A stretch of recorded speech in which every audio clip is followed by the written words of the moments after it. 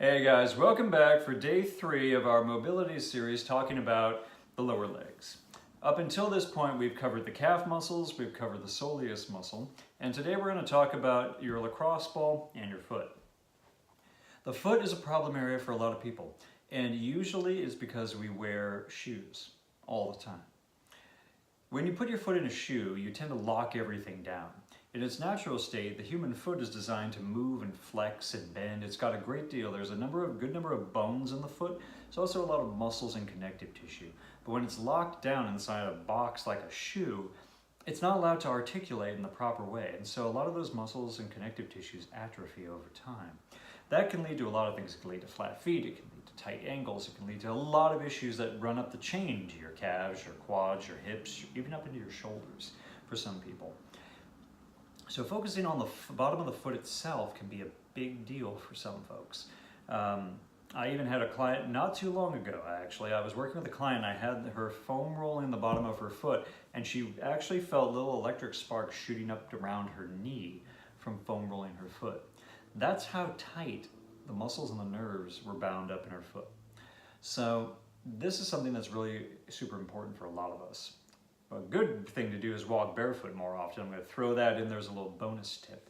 But to get yourself back into fighting shape, you're going to take your lacrosse ball, and I'm going to stand up, so you might not see my face in this video that well, but I want to show you what we want you to do.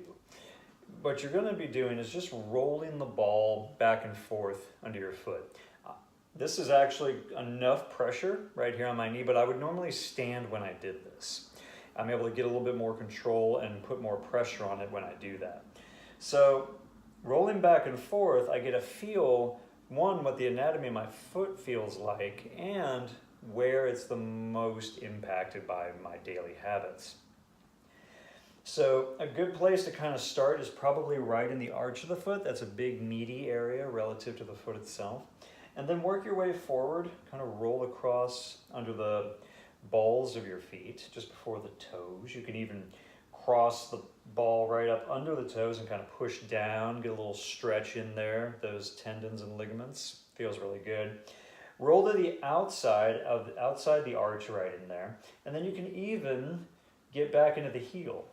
And then if you go really far back, you can get into a point where the heel cord, going from the calf all the way down, comes under and attaches right under the heel bone in your foot, so you can actually get a little bit of calf work in while you're doing this.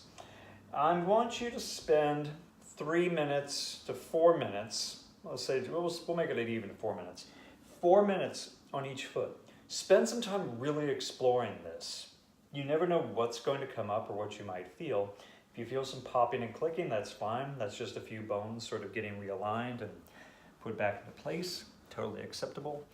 And really get to know your foot. If you want to take a few extra minutes, you can go back to your old foam roller and do a little calf rolling as well. But for today, all I really want you to focus on is that lacrosse ball and your foot. So give that a shot, let me know what happens, and I will see you guys on day 4.